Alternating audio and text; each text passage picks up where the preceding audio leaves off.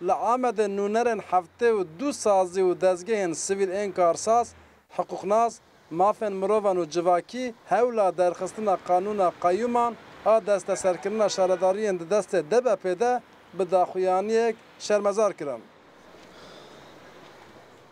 نونرن کارسازان دیار کرن کو قیوم لدج دموکراسیه.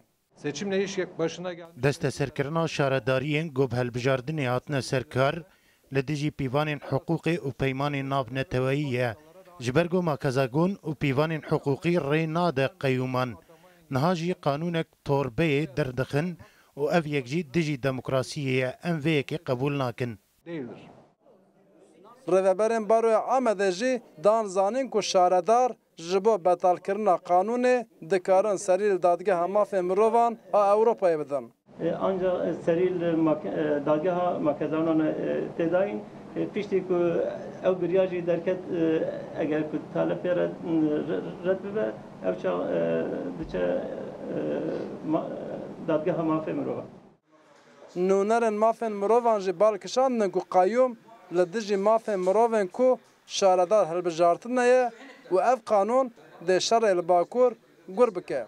Ev qanûn hizmeta vî şer dike. Ev qanûnê li dijî mafê mirova, qanûnê li dijî hukûqê, qanûnê li dijî peymanê nav netewî hizmeta şer dike. Ji ber ku walitiya Amedê li bajêr her cûle çalakî û daxuyaniyên li derve qedexe kir, nûnerên heftê û du saziyên sivîl neçarman ku daxuyaniya xwe ne li derve li hundirê baroya Amedê bidin.